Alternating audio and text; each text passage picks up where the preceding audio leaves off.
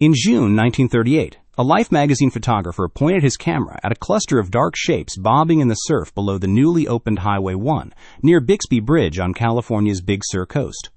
The animals floating there were sea otters, a species most Americans believed had been extinct for decades. The headline that ran a few weeks later read, "The extinct sea otter swims back to life." What that handful of survivors did to the ocean floor over the following decades would turn out to be one of the clearest examples ever recorded of a single predator holding an entire ecosystem together. And it would also open a scientific question about climate that still isn't fully settled today. Every claim in this video is drawn from the U.S. Fish and Wildlife Service's own recovery records, peer-reviewed kelp forest research going back to the 1970s, and the more recent studies on kelp and carbon that are still being debated in the scientific literature right now. This is not the simplified version of the sea otter story. This is what the actual record shows. To understand why 50 otters mattered, you first have to understand what the California coastline had already lost. Before Russian and American fur traders arrived on the Pacific coast, an estimated 16,000 sea otters lived along the shores of what is now California. Their fur, the densest of any mammal on Earth, made them the single most valuable pelt in the North Pacific fur trade, worth more per skin than almost anything else hunters could take from the sea. By the early 1900s, the hunting had been so thorough that scientists and the public alike assumed the California sea otter was gone for good, wiped out along with the fur seal colonies that had been stripped from the same coastline. For roughly 3 decades, no one in California had reported a confirmed sighting. Word of the surviving colony near Big Sur had actually reached a handful of locals earlier than 1938, and by some accounts, they quietly protected the secret rather than risk drawing hunters back to the last otters on Earth. It was only when the new coastal highway opened up public access to that stretch of cliffs that the otters were seen, photographed, and confirmed by scientists. Roughly 50 animals. That was the entire surviving population of an animal that once numbered in the tens of thousands along this coast. Legal protection came slowly and unevenly. An international treaty in 1911 had already banned commercial otter hunting on the open ocean, but it did nothing to protect otters in state coastal waters, which is where the Big Sur colony lived.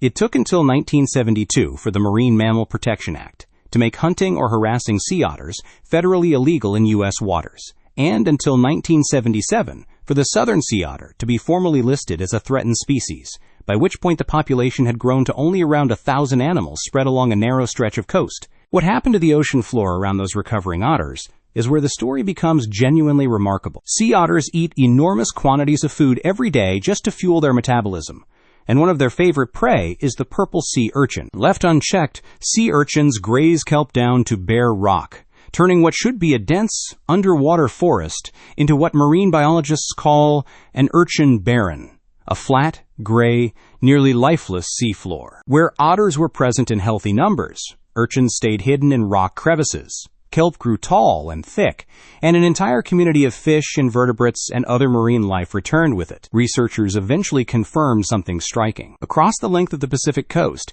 sea otter density turned out to be the single strongest predictor of how much kelp canopy an area actually had. The scale of the recovery, when it finally came, is well documented. From roughly 50 animals in 1938, the population grew to about 1,000 by 1977, and today stands at approximately 3,000 southern sea otters, just short of the federal recovery goal of 3,090.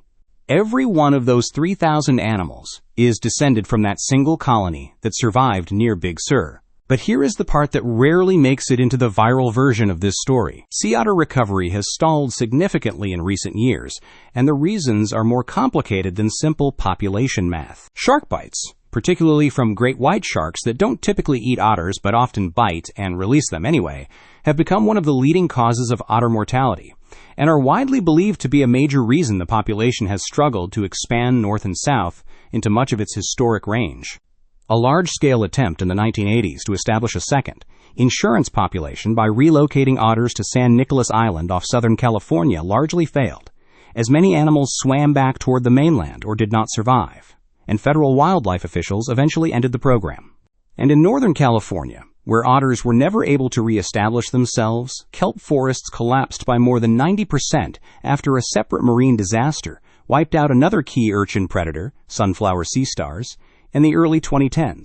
With no sea stars and no otters, urchins took over completely, a natural experiment in exactly what happens when this particular predator is missing from the equation. There is also a genuine, ongoing scientific debate around a claim that has spread widely online that healthy kelp forests protected by sea otters are meaningfully fighting climate change by storing large amounts of atmospheric carbon. Some marine scientists argue kelp forests have been badly underestimated as carbon sinks and could rival forests on land. Others point out that most kelp carbon may already be counted elsewhere in existing ocean carbon budgets, or that it breaks down before it gets permanently buried the way carbon in a salt marsh or a mangrove forest does. Which raises a fair question. If we're still not entirely sure how much climate benefit these underwater forests provide, does that make protecting the otters that sustain them any less worth doing?